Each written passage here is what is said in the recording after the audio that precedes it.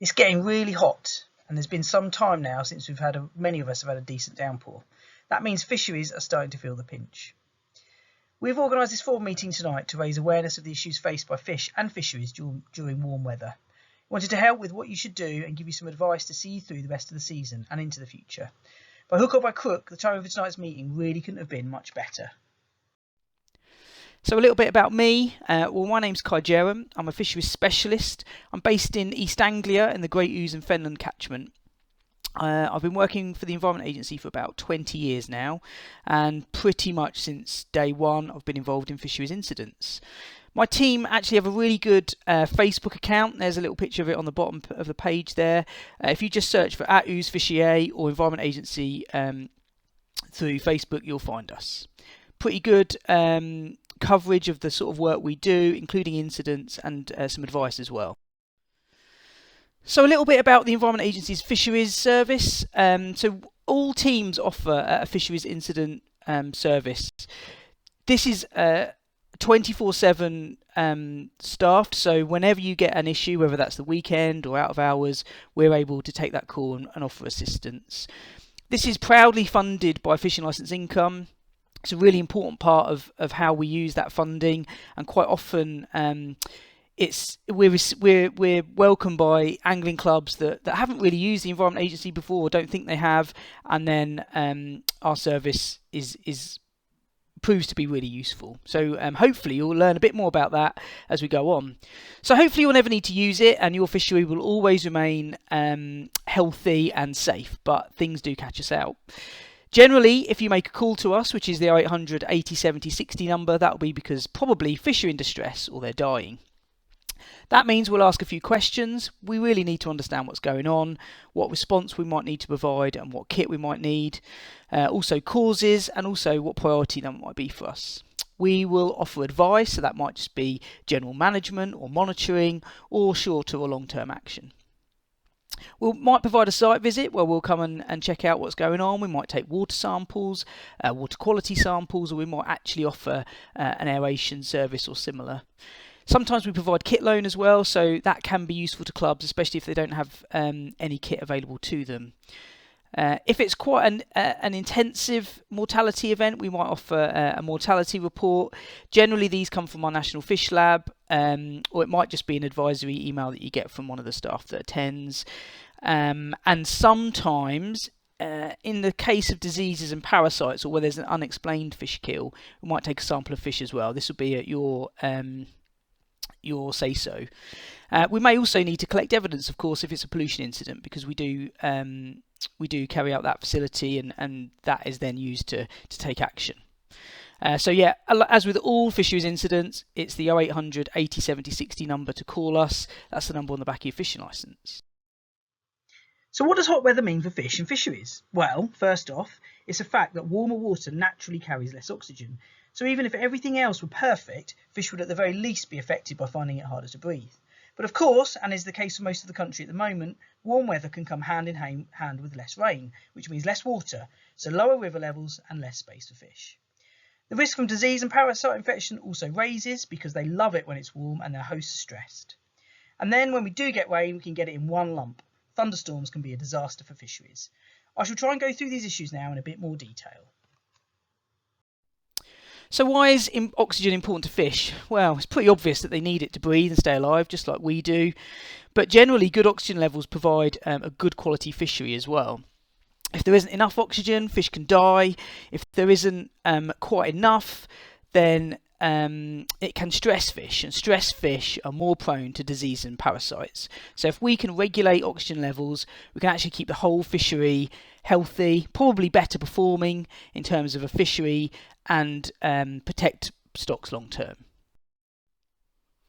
So what can impact oxygen levels? Well, the really big one, actually, the most common one is algae, but also water quality can impact oxygen in terms of oxygen demands, and that specifically links to silt disturbance. That's something that people don't often understand, but if you disturb silt, you can feed algal blooms, and that can invariably cause issues with oxygen levels. Also, the health status of fish can reduce the uptake of oxygen. So there may be enough oxygen in the fishery, but because the fish are maybe irritated or there's something else going on, they can't actually breathe and take in that oxygen. So they're essentially suffocating in an oxygen-rich fishery. That happens quite often. We tend to know the telltale signs. Generally, fish are acting like they can't breathe, but oxygen levels are normal. And we tend to know what causes that. But that could be disease, it could be toxins, various different issues. So I would say that 80% of all the reports my team get are based on oxygen. So where people are reporting mortality event, generally it will be an oxygen issue. So hopefully we'll be able to give you a bit more information on oxygen and reduce some of those incidents, because obviously we tend to get those calls when things go really wrong, and ultimately we want to help you protect your fishery before it gets to the stage where you need help. So we want to protect the fishery before we go out to save it. So essentially, low oxygen levels are simple to spot. They're pretty easy to predict and manage if you know how. So algae, talked about that earlier. So these are really small plants that photosynthesize in water. They use carbon dioxide and create oxygen, which is great. So they're your natural oxygen provider for your fishery. Along with plants as well, they will all produce oxygen and help your fish stay happy. Now then, you can get situations where you get really large blooms of algae which start to stress the fishery. Now, they can create oxygen, but quite high levels. Now, fish are really good at dealing with extremes, but once you start fluctuating those extremes, so from really high oxygen levels, for example, to really low oxygen levels, it really starts to stress the fish out. And that's what happens when you get an algal bloom. Essentially, they produce lots of oxygen during the day, and then overnight, as photosynthesis reverses, that oxygen actually is taken out by the plant, and the fish that are used to that higher concentration are there.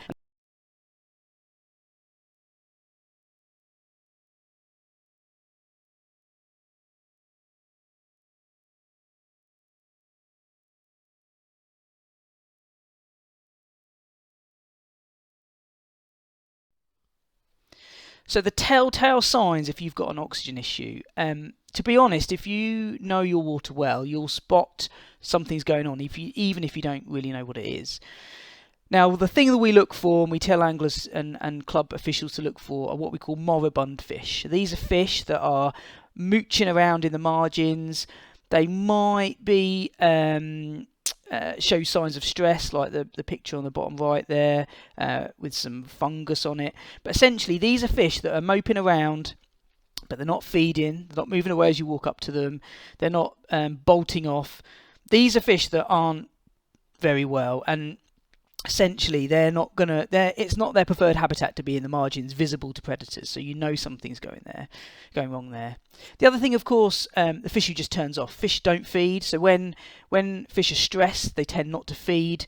That means, you might go from a really productive weekend to catching nothing, and that might happen over a couple of days or even several weeks, so just keep an eye out for that. And then another really interesting one is a change in colour. So I think we've all seen an algal bloom, a very dark green, sometimes almost like paint-like colour. But the really tricky ones are when that colour changes completely, what we call a die-off event. That's where the algae just collapse, the community just collapses, and the fishery can go either really clear, or it can look like a really dark, almost black colour. They're the really bad ones, because that means something's happened really instantly. And of course, if there are low oxygen levels that you've monitored, or really oxygen fluctuations, which I talked about earlier, so moving from what we call supersaturation, where there's a huge amount of oxygen, to hardly any, that's a telltale sign that something's going on. So why should you monitor oxygen levels? Well, the first thing I'm going to say is that every fishery or club should have an oxygen meter. If you've got still water fisheries, especially things like close to a commercial fishery, you've got high stock levels, you really must have an oxygen meter. It'll allow you to predict when oxygen levels are a problem. It'll prevent fish mortalities and the severity of those mortalities, and it'll help you plan for incidents and protect the fishery long term. It also allows you to be quicker in reacting and preventing the issues in the first place. And don't forget as well, it's not all about spending money on a bit of kit rather than fish. If you're preventing a fish kill, you're actually retaining fish stocks as they are. So it's better to invest in a piece of kit like this than it is to invest in fish. So really, every fishery should have one. So there's several types out there. They can be relatively cheap and they can be really expensive. The kit we use is about £2,000. The minimum level really you need to be spending on an oxygen meter is about £400, so the one on the right hand side. And essentially you do get what you pay for. Avoid the cheaper pond and aquarium kits if you can. They're not best suited to big waters. They're not very applicable, and they're not really resilient. What you really want is a digital kit, probably measuring in percentage saturation, which makes it very easy to compare levels and units. And maybe if it's an expensive investment for clubs, maybe think about sharing them out. But remember that you'll want an oxygen meter all at the same time. Everyone wants to check oxygen in the summer, so it's probably best if you can buy an item for the club. So when should you monitor oxygen levels? Well, there are two classics basically: dawn and dusk.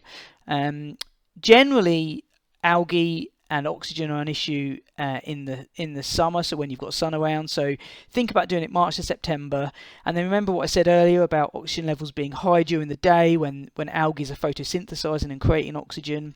So you want to take a sample in the evening, in the afternoon. That'll give you the highest reading, and that will show you whether there's an algal bloom or whether it's getting worse because of that oxygen saturation. So the more it reaches beyond 100%, the more you have got an algal bloom coming. And then in the morning, you want to check that as well, because that's the lowest time. So don't forget, algae has been sort of reverse photosynthesizing overnight. It's been taking oxygen out.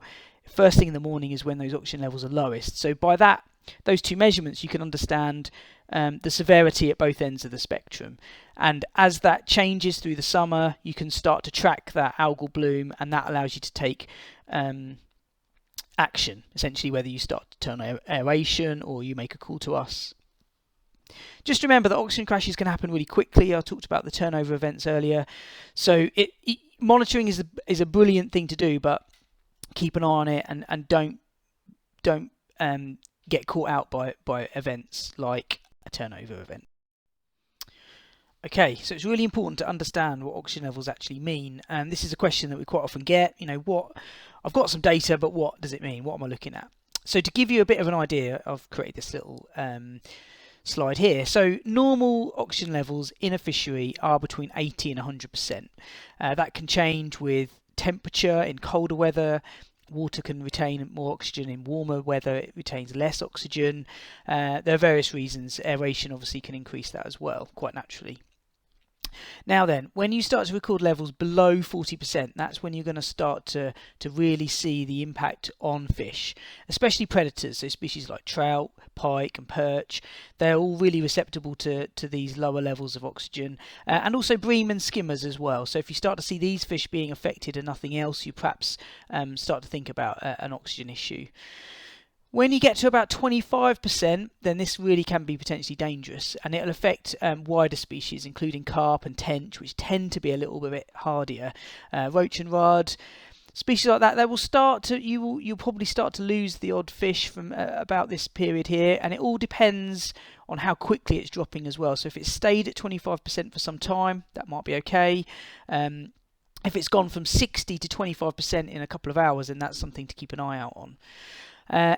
Anything below 10%, and that means an almost certain mortality. You will definitely lose fish, even if it's been like this for a couple of hours. But the longer that period lasts for, the worse the impact is going to be in terms of stress and in terms of mortality as well. So it's really important to keep levels above 25-30%, and ideally above 40% if you can.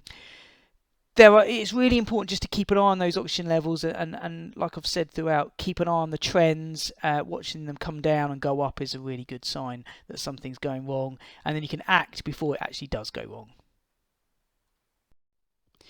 So I've talked a little bit about extremes, so just to recap on that, very low and very high oxygen levels are typical signs of an algal bloom. And fish are good at dealing with extremes in general, but they don't like that fluctuation. Anything above 200% is quite common. That sort of supersaturation means that there's a lot of vigorous algae injecting oxygen into that fishery.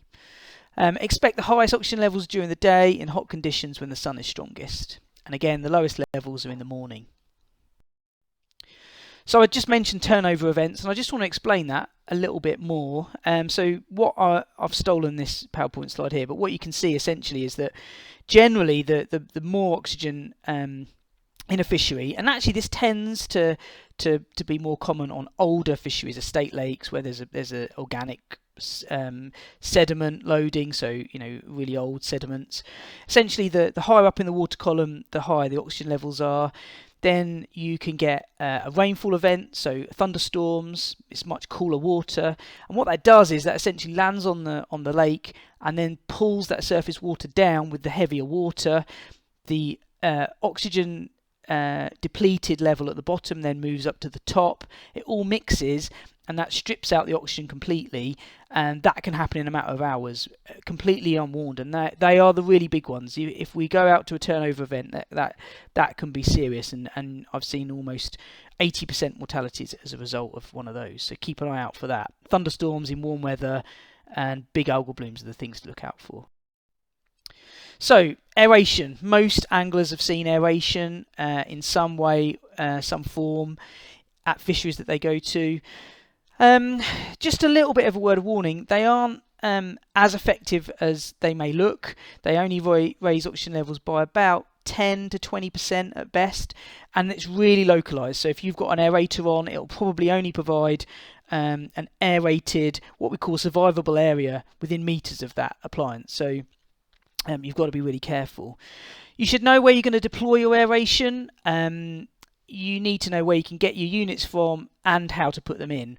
And by that, what we mean is it's not just as simple as whacking in an aerator. You need the right one for the right place. Generally, put it in the deepest area or where fish are congregating. So fish will tend to find the most oxygenated areas, but you might potentially put it in the windward end of the lake where fish have been blown down to because they're weak. And avoid shallow, silty areas. Disturbed silts can feed algae and just make matters worse. So surface aeration. So these are the ones that we've all seen. Paddle wheels, we've seen them on carp waters, or the mini jet ones. So they're pretty much an instant hit. They'll provide areas of oxygen. They do reduce silt disturbance because they're based on the surface. So if you've got a shallow fishery, then a paddle wheel is probably the right thing to go for. And they can create flow as well. So some fisheries like a paddle wheel on because it creates a bit of flow, which encourages feeding. Of course, you wouldn't necessarily want to do that if fish are stressed, but it does have sort of a side positive. Cons, so they are limited in their effective area, like I mentioned earlier. They're quite expensive to run, and some fisheries seem to run them 24/7, and they require power. Now, that obviously means cost, but it also limits where you can put them because you need cables. That can be expensive. You might need generators. The middle picture there is a solar-powered paddle wheel. These are pretty good, but remember that if you're installing a paddle wheel because of an emergency, actually it might not be active at the right time. So if you've got a very overcast day when you've had a turnover event, that paddle wheel isn't going to be effective as a powered one. Then you get the subsurface aeration, which essentially directly jets air into the water. These are pretty good because it diffuses air into the water body itself. Again, it can create a bit of flow. The cons though with these are that they do disturb the silt. So because it's jetting downwards, it can disturb the silt. Again, it requires power. Water pumps and plunging aeration. So the amount of times we've turned up at a fishery and you've got every pump going, jetting water onto the surface. Now, they are pretty accessible. every farmer's got access to this sort of stuff, and they can be better than nothing, and they're generally easily deployed, but they are quite limited in effectiveness, and again they can disturb silt. So it's a last resort.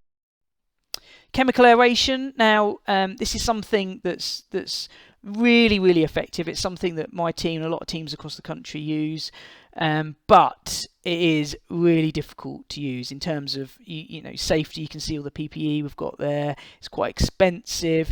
It's not very easily accessible. I would say this is what you need when you've got the worst case scenario. And we provide the service, but you can also buy that in from consultants and contractors, but it's not cheap. Like I said earlier, warm weather usually means a lack of rain. Unfortunately, fish need water to survive. My first comment, however, is that fish tend to be quite hardy and low levels don't always equal an incident. However, fish will tell you when they're unhappy, either gasping for air, mooching around, showing signs of infection, exhibiting distress, or in extreme cases, it could end in mortality. If you see any of these, you need to act quickly. Why? Well, low levels in warm water mean less oxygen and higher temperatures, especially if the water is getting really shallow. Anything over 19 degrees is starting to become bad news for most coarse fish, causing stress, the first step in a downward spiral. Disease and parasites will also be able to take advantage, as they are more active in warmer water and their hosts are more susceptible with a lower immune response, just like us when we're stressed. Anything above 25 degrees and fish are literally starting to poach, and for some shallower still waters, we're not far off that now. And of course, for running water fisheries, water quality incidents like pollution can be even more serious when combined with the lower flows due to the lack of dilution. So what can you do in warmer months to reduce risk, spot issues and deal with a situation that's gone sideways? You all know your fisheries and you'll know when it starts to turn off. One simple thing you can do is reduce fishing pressure and also introduce bait limits. These reduce the impact on fish managing stress levels, and less bait means less organic matter that stressed fish won't eat, but other nutrient feeders like algae will. As stated previously, monitoring oxygen levels is a great way to understand what's happening in your fishery. Most dissolved oxygen meters have temperature built in, so while you're tracking what the oxygen is doing, you can track temperature too. Both are great early warning methods that will give you a real-time feel for how the fishery is reacting. It seems fairly logical to fixing a low water issue with more water, but while this is a decent option if you have access to it, it's not something you can do without planning. You need an abstraction licence from the Environment Agency to abstract more than 20 cubic metres of water per day. That's the equivalent of leaving the taps on to fill a bath for 24 hours. You should also consider local water restrictions that may affect any licence you have to abstract water. If in doubt, please check. Fish rescues are often a request we get, but they should be seen as a very last resort method, literally if a mortality is almost inevitable. They are risky, costly, and squelching around in shallow water, rescuing fish is a great way to turn it into a very harsh environment indeed. You also need to think about where fish might go, and definitely don't think about short-term holding facilities like tanks. Fish never do well in these, even for hours, unless professionally prepared and managed. Aeration, however, is a good option, but please only do this if oxygen levels are actually low, otherwise it's a waste of time and could even make matters worse. Also, avoid locations for aeration where you're likely to disturb silt or sediment, or you'll run the risk of creating a low oxygen soup of a fishery. Remember, our incident service is fully funded by fishing licence income, so if you see dead or dying fish or fish in distress, call our incident hotline on 0800 80 70 60 and we'll definitely do our best to help. So, top tips for protecting your fishery. Like I said, every fishery should have dissolved oxygen meter. Please make sure that you at least think about it, and if the club has got funds, obviously clubs are doing quite well at the moment, please make this a top priority. Don't think about fish. This is the thing you need that will protect your fishery. So also understand your fishery. You know, a lot of people will be members of a club or been on the committee for years. You will know if the club's waters have suffered from algal issues in the past. That's a really good telltale sign of whether you're going to have them in the future. Do not disturb silts in the summer. Any work you're doing, removing reeds or desilting,